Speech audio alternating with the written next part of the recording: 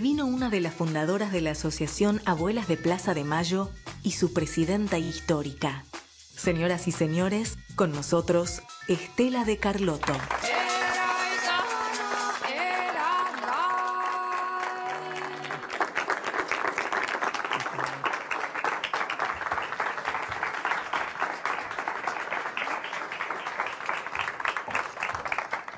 Pocas veces un aplauso tiene tanto sentido. Muchas gracias, muy amable. Gracias a vos y gracias por todo, no por estar aquí, sino gracias por tu lucha, por tu vida y por tu sonrisa, que es algo verdaderamente especial. Es la mejor manera, creo, de dar lo que uno puede en una vida que cambió tanto, ¿no es cierto?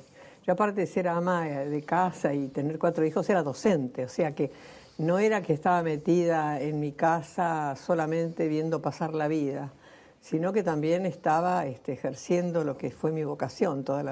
Desde chiquita quise ser docente y lo ejercí. Era directora de una escuela de La Plata en el momento en que la dictadura empezó a arrasar con nuestra historia.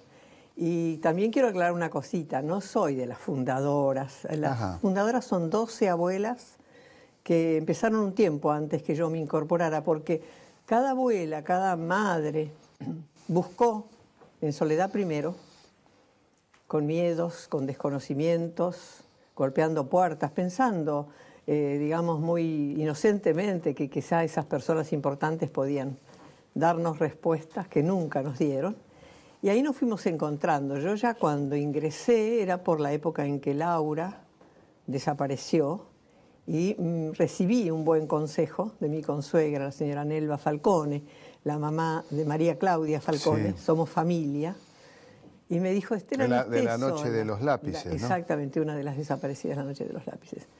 Y me dijo, Estela, ¿por qué estás sola vos haciendo búsquedas así tan riesgosas y tan terribles? Ella ya estaba en lo mismo también.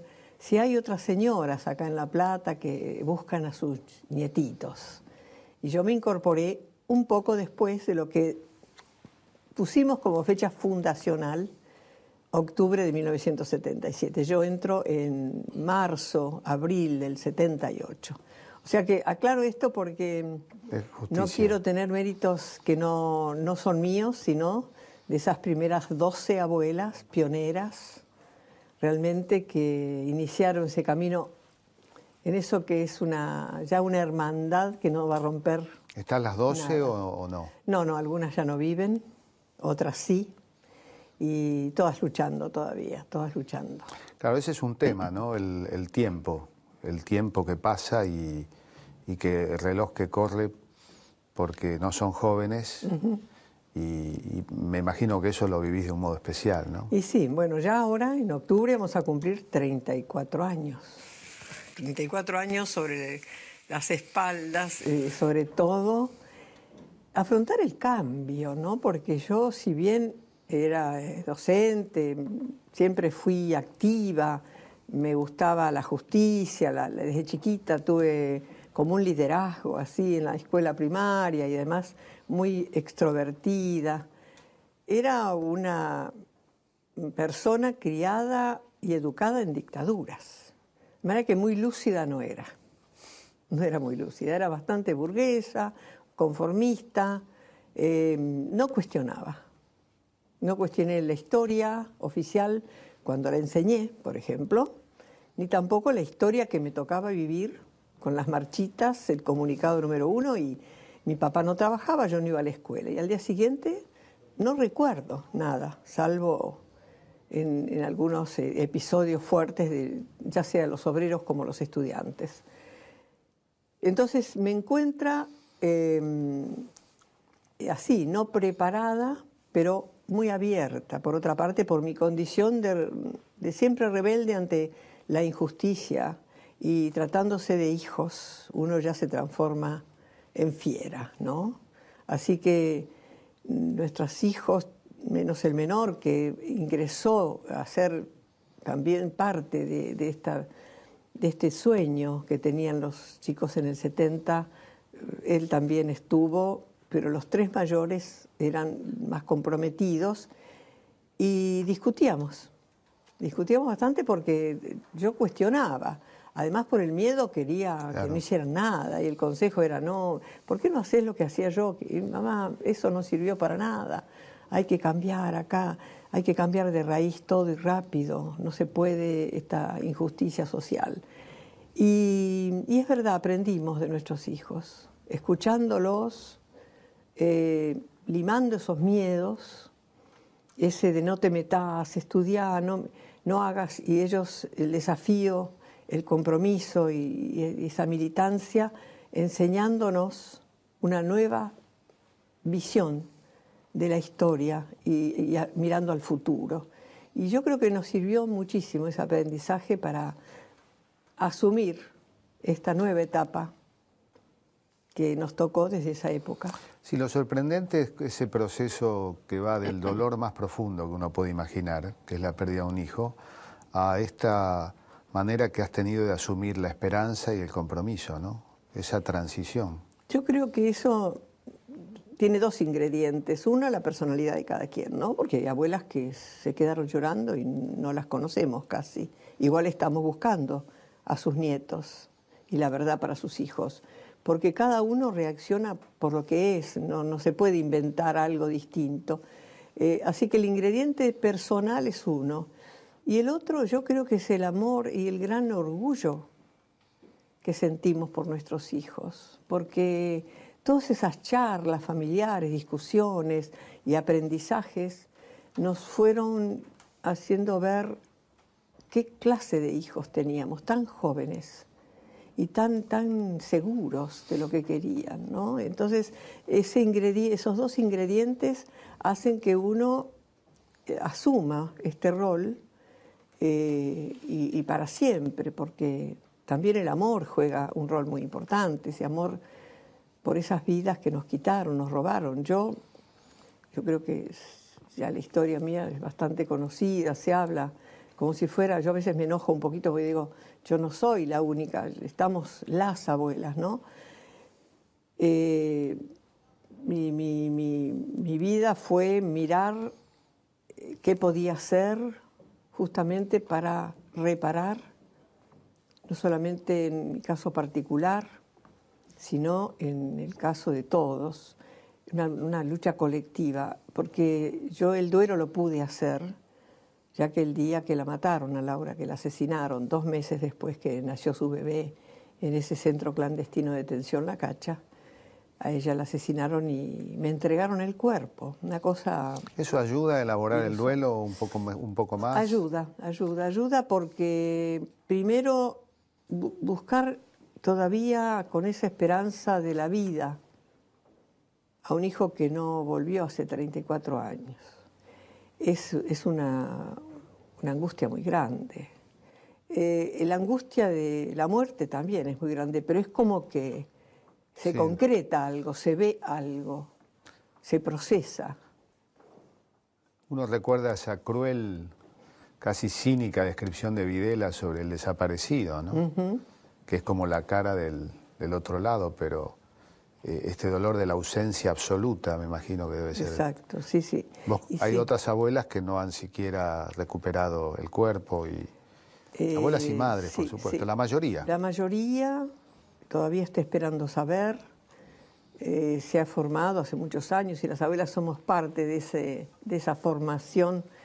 Buscando nosotros cómo identificar los nietos, llegan los antropólogos forenses y se funda el equipo de antropología forense que está exhumando cuerpos de tumbas NN o colectivas de los cementerios o de donde se señale que ahí pueden estar y lógicamente identificándolos por medio del ADN también familiar y restituyendo restos a sus familiares. O sea que hay algunas abuelas que han recuperado los restos de sus hijos, o sea, los huesitos, ¿no? Pero también yo he escuchado a una de las abuelas decir que cuando le dieron los restos abrazó y tocó esos huesos porque eran de su hijo y sintió que la historia estaba ahí, hasta ahí llegó y es lo que recibió y es lo que asimiló y sigue viniendo a ser parte de nuestra institución, aunque ya encontró su nieta desaparecida, y ya recuperó el cuerpo de su hijo, falta el de su nuera, ¿no? Estoy hablando del caso de Macarena Hellman y ella es Berta Shuvarov, parte de nuestra comisión. Como ella y otras abuelas que han recuperado, no los restos... ¿Cuántos son los nietos recuperados? 105 hasta ahora. Sí, 105. ¿Cuántos se calculan que son los nietos desaparecidos? Y la estimación es alrededor de 500, o sea que faltan un poco menos de 400 todavía, que están, en algún lado están. Me imagino que como pocas personas te has puesto a pensar en el proceso que llevó a una crueldad semejante, ¿no? Yo creo que hay pocas cosas más crueles que matar a una madre reciente. El asesinato es cruel siempre, pero ¿cómo puede ser? ¿Cómo se explica? Bueno, la dictadura trajo un proyecto de eliminación física de todo aquel que era considerado enemigo, no interesaba la edad, de la condición social, nada. Curas, monjas, obispos, estudiantes de la secundaria, profesionales, todo aquel que era un enemigo que se oponía al proyecto era eliminado. Esto de lo que ya hoy conocemos como plan sistemático de robo de bebés es único. Pero las abuelas, con esa condición nuestra de buscar respuestas, hemos recorrido el mundo, hemos recorrido Latinoamérica, donde también hubo dictaduras. Y no ha habido un plan de este tipo en ninguna de estas dictaduras latinoamericanas. El único país donde se implementó como plan, como proyecto del robo de bebés a estas personas desaparecidas, quitarles el niño y luego matarlas, es en la Argentina. Nosotros buscamos las explicaciones que creo que todavía están incompletas, ¿no? Lo del proyecto ya sabemos que era económico, proyecto de entrega, y en ese proyecto estaba la ambición y la maldad del genocidio. El robo de bebés suponemos que era para prolongar en muchas generaciones el miedo, cosa que ellos pensaban quedarse en el poder por muchas generaciones, o por lo menos con una influencia de sometimiento. Porque en un país donde hay 400 chicos, que son hombres y mujeres ahora, que no sabemos dónde están, hay miedos. Yo escucho ahora a veces gente que declara y tiene miedos. Estando en democracia y en el periodo más largo y con acciones claras del Estado de defender los derechos humanos, todavía hay miedos. Era el proyecto. El otro era sentirse dueños de todo. Dueños de la vida, dueños de los bienes y dueños de los hijos de sus enemigos, y criarlos a su manera, o sea, darles una educación totalmente opuesta a sus papás y a su mamá, y hacerlos seguir carreras que nada que ver, influenciarlos en su crianza, con mucho maltrato a veces, porque claro, el chico que estaba creciendo tenía la cara de la persona que asesinó, tremendo. Y además la genética, y lo demuestra en estos 105 encuentros, en su mayoría los tenemos cerquita, cómo lo que va dentro, que es la sangre que corre por sus venas, no la puede cambiar una crianza de un genocida. Los chicos, cuando recuperan su identidad y son libres, cambian completamente y toman su verdadero camino. Estela, estamos transitando un camino de dolor, pero sobre todo de esperanza y de fuerza.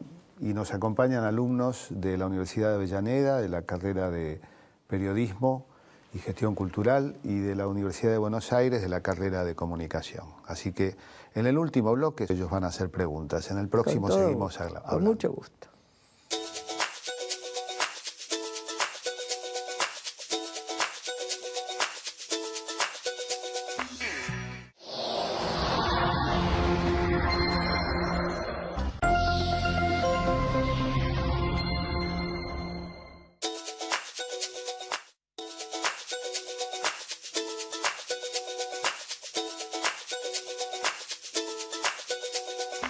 Cuando hablas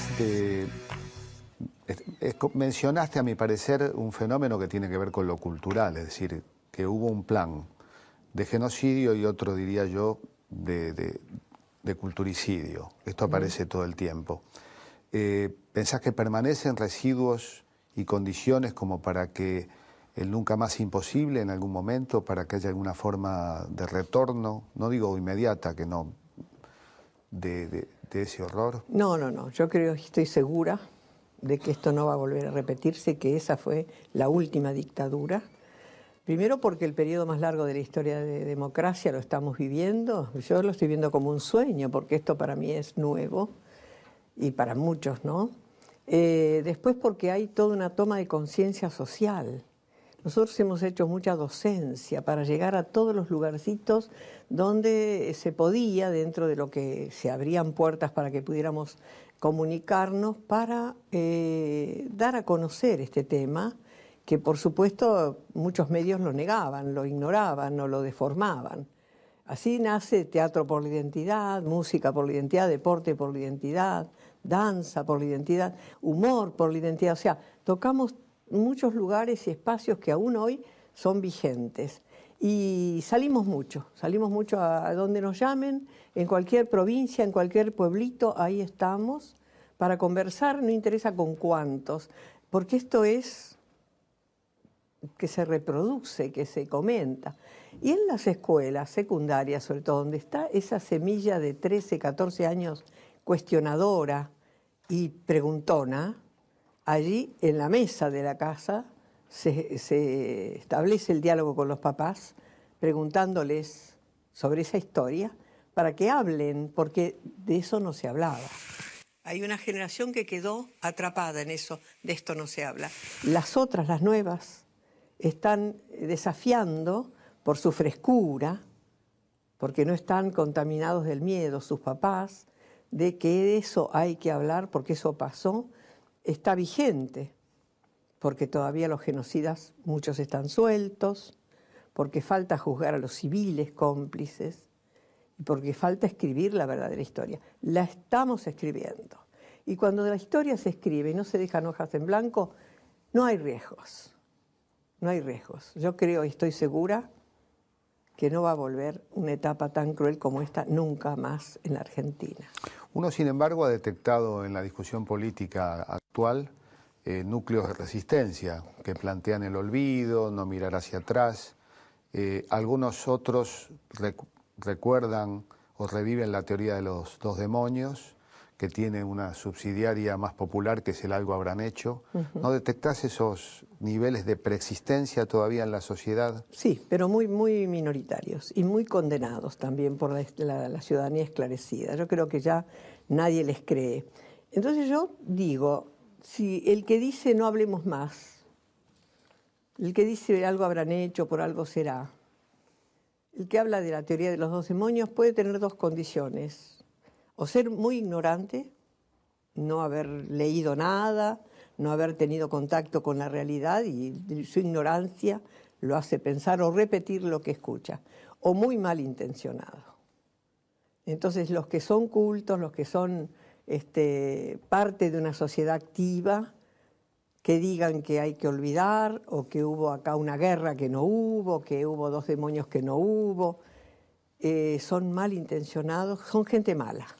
A mí me gustaría, peligrosa, diría, vos sabés que yo coincido, pero me gustaría que expliques por qué no hubo dos demonios. Este programa lo ve mucha gente, incluso fuera de la Argentina. Claro, porque la teoría de los dos demonios es para esas personas, es poner en un mismo equilibrio. Acá hubo una guerra entre el terrorismo y el Estado que vino a salvarnos, ¿no? Hubo una guerra. Entonces, en una guerra está el bueno y está el malo. Aparentemente habría triunfado el bueno, que es el terrorismo de Estado. Nada más falso que eso, porque acá no hubo una guerra. Una guerra siempre hay dos bandos preparados para la confrontación. Si leemos las historias de los desaparecidos, la mayoría fueron secuestrados en sus trabajos, en la parada de un ómnibus, con el bebé en los brazos, en su casa, con su familia, donde mataron a todos porque bombardearon. Hoy ya la historia escribe que hubo actos de incriminación a los militantes populares, como que eran ellos los que hacían el daño, cuando lo hacían las Fuerzas Armadas y de Seguridad y civiles cómplices. O sea, ya está todo escrito, probado y en vías de juzgamiento de que acá no hubo dos demonios. Hubo un pueblo que se levantó pensando en salvar a la patria de eso que iba a venir, que era esto, ¿no? Lo de la dictadura y de la desigualdad social. Mi hija hablaba de justicia social. Querían justicia social. ¿Era peronista? Ella era peronista, ella de la Juventud Universitaria Peronista, y después pasó a ser parte de la agrupación Montoneros. Y estaba en la parte prensa cuando fue secuestrada en Buenos Aires junto con su compañero. Tenían una imprenta en la casa. Eso es la historia que me cuentan los que compartieron el campo de concentración con ella, que bueno, hablaban entre ellos. O sea, hay que estudiar bien la historia y ver que qué demonio. Que hubo una lucha armada ya en el 75, sí, una lucha que se realizó más que nada en Tucumán y en toda esa zona, donde fueron pero masacrados no solo los militantes, sino la sociedad civil. Aparecían colgados en la plaza muchos civiles, abogados. Y además tiraban bombas y mataban a poblaciones que no tenían más que a lo mejor una persona protegida ahí, pero morían todos. Fue, bueno, eso ya sabemos, este personaje que hizo eso, que es Bussi, está siendo juzgado y condenado. La justicia está actuando sobre crímenes gravísimos. Me conmueve un dato, que es que, sabes que tu hija Laura dijo, mi mamá no les va a perdonar a los milicos lo que me están haciendo y los va a perseguir mientras tenga vida. Parecía que ella te conocía a pesar de las diferencias. Eso me lo contó una de las personas que me dio muchos datos sobre Laura. La verdad que fue para mí... Primero saber que tenía un nieto que había nacido y después del temperamento de Laura, que yo ya sabía que era una chica muy segura y muy fuerte de carácter, comprometida, que dijo, mi vieja no les va a perdonar a los milicos lo que me están haciendo y los va a perseguir mientras viva. Y cuando me dice eso yo pensé, ¿cómo me conocía ella? Porque yo no era una mujer de perseguir a nadie, era una mujer de la casa, de la escuela, de esa sociedad platense, tranquila, nunca iba a una manifestación, había que agremiarse. No, el gremio no, estábamos en otro mundo, totalmente idiotizados, porque fuimos la parte tonta de la historia, ¿no? Que no nos movilizamos allá en el 55, por ejemplo. Tenías lo que alguna vez la presidenta Cristina definió como las cadenas en la cabeza, que son las más difíciles de desarmar, ¿no? Claro, claro, pero estos hijos que tuvimos nos desarmaron. Mi marido no, mi marido tenía mucho más claridad en todo, era más rebelde, era muy compinche, muy compañero de Laura y fue un hombre que se comprometió mucho también desde su lugarcito. Cosas que yo ni me voy a enterar jamás, ya no están ellos para contármelo, pero a nosotros nos despejaron, nos sacaron esas cadenas nuestros hijos, ¿no? Con su... A ver, Laura, ¿qué tendría? 19 años, 20, estaba militando fuertemente ya, cuando la secuestraron tenía 22. Cuando yo le digo, pero el papá la quería sacar del país y hay que salvarla porque La Plata, la ciudad donde yo vivo, era la cacería humana. Entonces, tomando un cafecito ahí en la calle 8 de La Plata, hablando con ella, le digo, Laurita, te tenés que ir porque, mira, papá tiene todo listo, mira, ni se les ocurra, salvo dormida y después vuelvo, cuando me despierto vuelvo. No, mi lugar está acá, yo tengo un compromiso que tengo que luchar. Entonces le digo, pero te van a matar, te van a matar. Y me dice, mamá, nadie quiere morir y todos tenemos un proyecto de vida. Pero miles de nosotros vamos a morir y nuestra muerte no va a ser en vano. Eso se me grabó a fuego. Una joven, linda, llena de posibilidades, sin más necesidad que vivir la vida, la estaba entregando a conciencia. ¿Y cómo no voy a aprender yo el valor de esta joven y admirarla, sentir un respeto enorme por todos sus compañeros, porque eran todos igual? Muchos venían a casa, eran chicos alegres, militaban con alegría, con música.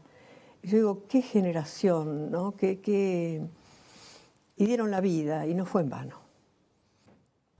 Me acuerdo en un aniversario de aquel bombardeo de mayo, del bombardeo de junio del 55, que vos hiciste un comentario, porque la violencia en la Argentina prácticamente tiene 2 siglos de historia.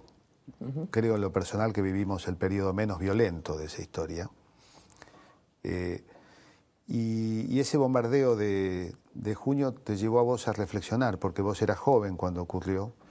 Para la gente que no sepa, en 16 de junio de 1955, fuerzas aéreas de la Marina y de la Aeronáutica bombardearon la Plaza de Mayo. Hay pocos ejemplos de una fuerza militar propia que ataque a sus propios ciudadanos intentando matar al presidente, generando entre 300 y 400 muertos, una cifra equivalente a la que tuvo Guernica, con la diferencia que en Guernica bombardearon a la ciudad vasca aviones alemanes e italianos. Claro. Sí, ese episodio, bueno, yo tenía 25 años, tenía a Laura en los brazos, siempre lo quiero graficar para que hoy sirva esto, que voy a decir que es mi mea culpa generacional, ¿no? Yo era antiperonista, gorila total. Discusiones con mi padre, que siendo radical toda la vida se hizo peronista porque era empleado y vio tantos beneficios, le conquistó el sistema y nosotros éramos con mi hermano mayor totalmente, como buenos estudiantes, rebeldes y discutidores y antiperonistas. La Plata también fue parte del escenario de muertes y de salir a la calle, y los bombardeos se veían en la Plaza Moreno, la más importante. Cuando ganaron la Libertadora. En septiembre hubo bombardeos en La Plata. Septiembre, claro. sí. Bueno, yo salí a la calle a festejar. Salí a festejar la muerte, el horror, la invasión ilícita del poder legal, de esa inconsciencia, de formación que tenía, porque así que me crié, como dije, en dictaduras permanentes, y tenía a Laura en los brazos, digamos. No es que fui con Laura, sino que ya la tenía a ella. Entonces yo le digo a la sociedad que todavía pone piedras a la democracia, que todavía insiste en que ojalá que vuelvan los militares y todo lo demás, esa inconsciencia cultural, de que si yo, en vez de haber salido a festejar, hubiese salido con los carteles junto con los familiares de esas casi 400 personas aniquiladas en la plaza y otras, las fusiladas, no hubiera habido un 76, ¿no? Un 24 de marzo del 76, y Laura estaría viva. Ahí es donde la impunidad y el olvido generan la reiteración, ¿no? Exactamente. Entonces, esa sociedad que nos enganchamos en esa antinomia que no debe existir. Estamos en etapas de elecciones y hay una perversión. ¿Por qué no podemos ser opositores, pensar distinto, pero sanamente, sin transformar al pueblo en víctima de las propias palabras de quienes quieren votos? A ver, en ese momento lo mío no era votos, era mi crianza, mi obsesión de la antinomia, de creer todo lo que se decía de Eva y de Perón, de esas mentiras que hoy están claras como eran y que ya felizmente la historia está escrita bien, con las palabras justas, ¿no?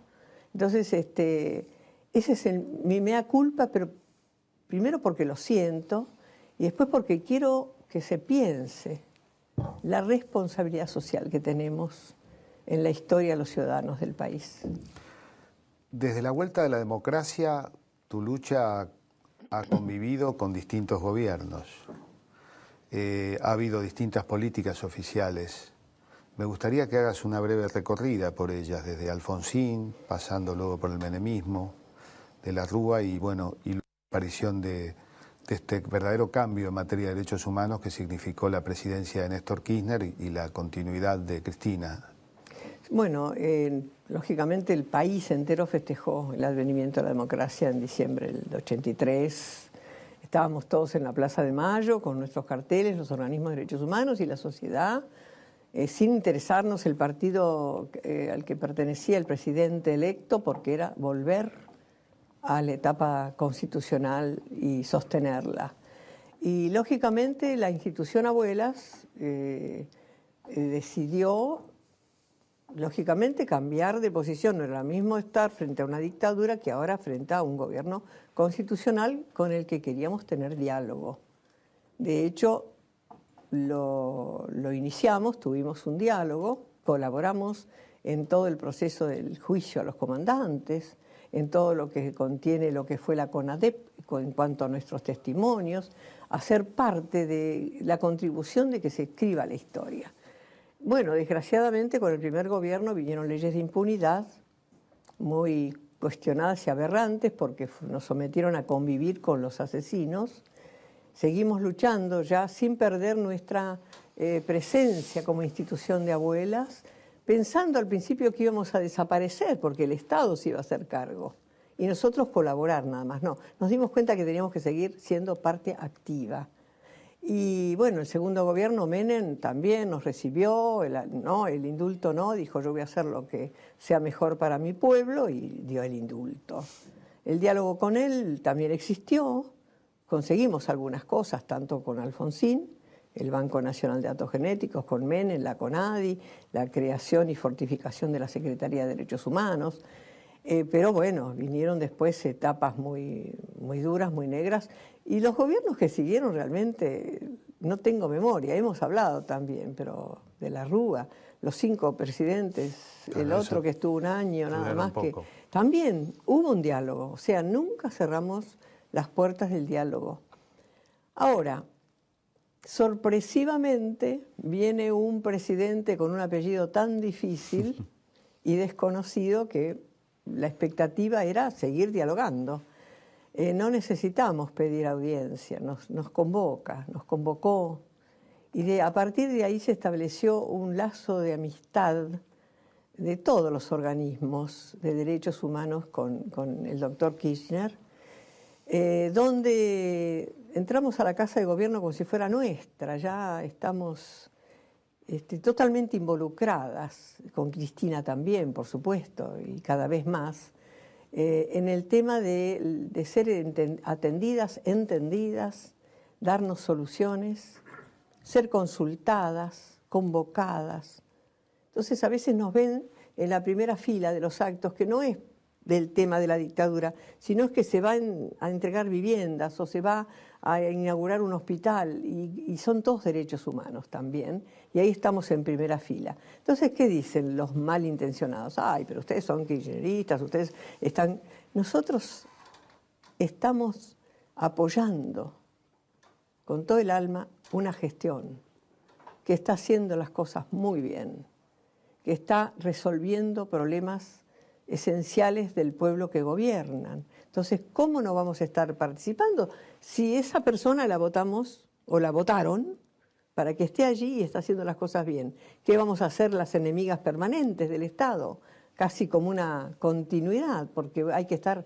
No, todo lo contrario. Y aplaudir todo lo bueno, si nos preguntan, dar opinión y sostener mucho esta democracia, porque falta todavía, falta bastante, ¿no? En el tema nuestro, 30.000 personas, ¿dónde están? La cárcel, el castigo para todos los responsables y también 400 nietos que son desaparecidos con vida, que están cerca, lejos. Yo no encontré mi nieto todavía, a lo mejor está cerca. Y no nos vemos, todavía no nos vemos. Eso te anima, ¿no? O sea, te anima tu vida, la esperanza de encontrarlo. Sí. ¿Cómo sabes que es nieto? Porque Laurita se contactó con sus compañeras después de tener su bebé en el campo de concentración, muchas de ellas fueron liberadas, y la primera noticia que tuve que era un varón fue en el año 1980 en Brasil, en San Pablo, cuando 2 abuelas fuimos a ver al Papa para entregarles nuestra carpeta con todos los casos, y encontramos exiliados que me contaron que había nacido el bebé, que era un varón. Y después tuve otros testimonios que aseveraron lo mismo. Y bueno, es un varón. No se llamará Guido, como ella le puso, tendrá otro nombre, pero adentro lleva a su papá y a su mamá. Tiene 33 años. 33, sí, sí, sí. Bueno, vamos a ir al próximo bloque con las preguntas que van a hacer los alumnos, que seguramente van a ser más interesantes que las mías, No, y por tus favor. respuestas igual de interesantes. Gracias.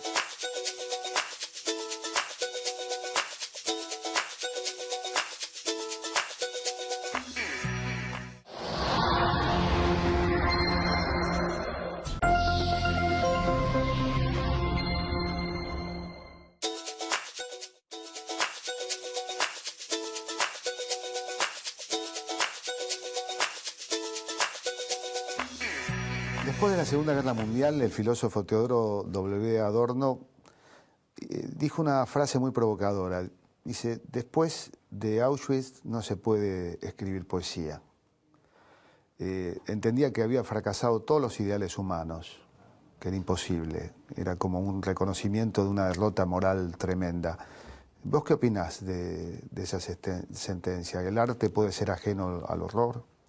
No, el arte no es ajeno al horror, lo vive y lo manifiesta. En una poesía se puede manifestar el horror, el dolor, el llanto, pero eso no significa una derrota. Yo creo que después de algo así tan siniestro uno renace, se resucita, porque el espíritu de lucha es el que mantiene a uno en la permanente actividad resolviendo esas situaciones. Cuando a mí me ha pasado sufrir la muerte de mi hija, que me podría haber destruido y haberme ido a llorar eternamente, envejecido en 4 paredes. Todo lo contrario. Y eso es el Auschwitz mío, ¿no? Dije, tengo que luchar por ella, por sus compañeros y encontrarle su hijito, mi nieto. Cuando me quisieron matar en el año 2002, que yo creía que era para un vecino, no, era en mi casa, todas las balas, los vidrios rotos, que salí pensando de una garrafa, que yo vivo en un barrio muy sencillito, y después me tocó ver en el garage las cápsulas servidas de esas armas que habían disparado, y me preguntaron si tenía miedo, y dije, no, no tengo miedo, porque esas cápsulas son iguales a las que tenía Laura en su cráneo cuando la exhumaron, que pedí la exhumación. Quiere decir que son las mismas, son los mismos. Y contra eso voy a luchar siempre, no tengo miedo. Pero no porque, uy, qué mujer, no tiene miedo a nada, no. Simplemente que cuando se presenta algo que conmueve, uno se fortalece y dice, hay que luchar para que esto no vuelva a pasar, para que cambien las cosas. Por eso hay que seguir escribiendo poesías. Muy bien. Bueno, vamos a las preguntas. ¿Quién tiene la primera pregunta? Bueno, hola Estela, es un placer poder estar acá con usted. Mi pregunta era en función de lo que mencionaba antes con respecto a esa charla con Laura, donde ella le menciona que bueno, que ellos tenían un proyecto y que su vida era en función de eso, y que si perdían la vida iba a valer la pena porque estaban en el marco de una pelea. Yo le quería preguntar, después de tantos años, de estas más de 3 décadas, ¿qué cosas de ese proyecto, de su hija y de esa generación, entiende que hoy son una realidad y qué cosas quizás figuran todavía como pendientes? Bueno, yo pienso que efectivamente no fue en vano la muerte, ellos lo sabían, no lo vimos enseguida, nos tocó esperar bastante y enterarnos bastante de tanto horror, pero si estamos hablando de la etapa más larga democrática de nuestro país, de una democracia firme, concreta, de gobiernos que están cumpliendo con esos proyectos que tenían los 30.000 desaparecidos, es realmente cierto lo que ella dijo, que no va a ser en vano porque se están dando respuestas como para que la justicia social que ellos soñaban se haga una realidad. Así que yo creo en eso, convencida estoy de que sus palabras fueron sabias, premonitoras casi. ¿Otra pregunta? Yo quería saber que si a partir de 1987, donde se empezaron a publicar los recordatorios en el diario Página 12, el primero, bueno, fue el de Laura, y quería saber qué significa para ustedes, para las madres, qué significa esos recordatorios. Bueno, en principio era para que la sociedad vea rostros, no números, e historias de jóvenes, la mayoría jóvenes que fueron eliminados por pensar. Y era una forma también de gratificarnos con la memoria colectiva, no solamente tenerlo nosotros, los padres, los familiares, sino también la sociedad. Y por eso cada vez que poníamos y ponemos un aviso, volcamos algo de lo que sentimos, ya sea de su vida, de lo que estamos haciendo, de los logros, de los triunfos que ellos soñaron. O sea, vamos, por lo menos en lo que a mí respecta, año tras año, los 25 de agosto yo pongo el recordatorio con las palabras que me nacen de la situación que vivo en ese año, para darle como una continuidad a la historia que tienen esa novedad que resultó poner ese primer aviso, que dicen que es el mío. Yo no sabía, una joven que se ocupó de estudiar el origen de estos recordatorios y resultó ser el mío, porque creo que antes de Página 12 lo publicamos en el diario La Voz, que fue un periódico que duró poco tiempo, pero que también tenía una apertura muy grande para este tipo de recuerdos. Así que a lo mejor yo fui la primera sin saberlo, y después creo que continuaron muchísimas madres más o familiares más, porque es una forma más de rendirles también un homenaje social, ¿no? ¿Hay otra pregunta más?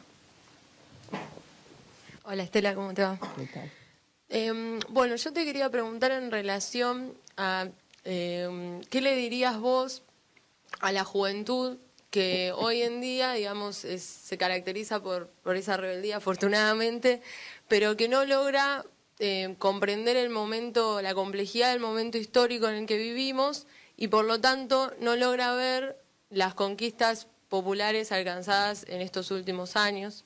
Y en relación con esto, ¿cuáles son para vos las políticas más inmediatas por las que tenemos que luchar con rebeldía para alcanzar esa sociedad más justa por la que lucharon los 30.000?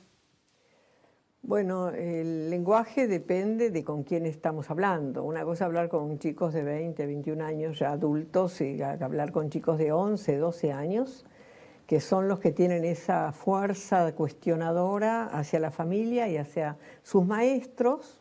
Le piden saber, que les enseñen, por eso la formación de los maestros es muy importante para el tema del estudio de esta historia tan terrible, pero que es necesario conocer. Si hablo con esos chicos que cuando termina mi charla y aparte me hacen preguntas, me dicen, ¿qué podemos hacer? Que es la pregunta clave. Yo les digo estudiar. Primero estudiar, porque la sabiduría hace libres. El que no estudia no sabe y viene el otro y lo engaña. Entonces hay que superar eso. Les digo también, por la edad que tienen, que practiquen la solidaridad, que sean buenos compañeros, que no discriminen al diferente, que lo ayuden, que sean respetuosos con papá, mamá, profesores, compañeros, que amen al otro, que lo quieran, ¿no? Que sean Y lo último que digo es, busquen la forma de participar en la historia. Y eso ya va para los más adultos. No se queden mirando pasar la historia. Yo me quedé mirando pasar la historia. Y muy mal informada. Entonces, como son otra generación más cuestionadora y con una dinámica de información enorme, nadie puede decir que no lo sabe porque prende el televisor, la radio, lee los periódicos y además el internet y todo lo demás, dan una información global en el acto. Que no se queden mirando pasar la historia y señalando con el dedo el que hace bien, el que hace mal. A ver qué hago yo, dónde me pongo yo, cómo me meto yo en la historia. métanse en la historia, agrúpense, porque en soledad tampoco mucho no se puede, en lo que más les guste. Nadie dice hacer política partidaria, pueden hacer arte, deporte, cualquier tipo de actividad que les guste. La poesía es una forma de contar la historia de una manera dulce, si se quiere, ¿no? Desde la poesía, de esa que hay que escribir, como dije. Así que el tema sería: no permanezcan indiferentes, sean parte de la historia. Es una responsabilidad. Bien. Muchas gracias. Creo que no hay más preguntas. Ah, sí, una más. Hola Estela, ¿qué tal? Soy Rocío, militante del Movimiento Evita, estudiante de Ciencia Política de la UBA y también familiar de desaparecidos. Mi pregunta es puntual. Quería saber qué nos podés contar y adelantar sobre la causa CAM, por qué se reabre recién ahora. Bueno, al nombrar la Noche de los Lápices, ese 16 de septiembre me toca muy de cerca, porque desaparece con ese grupo de estudiantes una persona, una niña, parte de mi familia. María Claudia Falcone es la tía de mis 3 primeros nietos. Su hermano fue el esposo de mi segunda hija, y hay nietos de Nelva, su mamá, y bueno, es una historia que nos marca con el dolor y nos marca como familia. A los Carlotto y a los Falcone les comenzó la persecución en ese momento. Entonces esto es importantísimo no olvidar. Creo que ya está en la memoria, sobre todo de los estudiantes, de estas personas que no volvieron, y hay 3 sobrevivientes que la cuentan y se sabe cómo ha sido. Y bueno, yo creo que después de la caída de la ley de punto final y obediencia debida, los juicios orales y públicos se hacen en muchas provincias de nuestro país, y en la Ciudad de La Plata sobremanera, porque la Ciudad de La Plata ha sido víctima de la desaparición de estudiantes, de obreros, de profesores, de chicos de las bases de la iglesia, y ahí hay mucho que esclarecer. Camps sabemos que fue jefe de la policía en el momento de la dictadura, fue un carnicero realmente, y ya está condenado. Checolatz, que fue parte de este hombre, él ya no vive, pero hay que juzgarlo igual, porque esos crímenes deben saberse. Hace bien reconocer la maldad que ejercieron. Él fue uno de los que dijo a la prensa extranjera española, creyendo de que no iba a trascender para acá, cuando le preguntaron por qué secuestraron niños. Y él dijo, era jefe de policía, que personalmente había mandado eliminar a miles de subversivos, entre comillas, pero que nunca había matado a un niño, que les había buscado otras familias para que los criaran diferentes que sus padres, porque si los criábamos las abuelas, los íbamos a hacer subversivos como sus papás. O sea que es un ser abominable, y creemos que en estos juicios, que se devela la verdad, también aflora la letra para esta historia que hay que ir escribiendo. Así que estos juicios siempre son muy bienvenidos, y por supuesto cada vez que me convocan para testimoniar, ahí estoy. Bueno, seguramente hay más preguntas, pero lo que no hay es más tiempo. La verdad, Estela, gracias, insisto, no por hoy, sino por siempre. Y que bueno, que haya, si sirve, que la mirada del Nobel también alcance las luchas de las madres. Ojalá. Muchas gracias. Un aplauso, pido.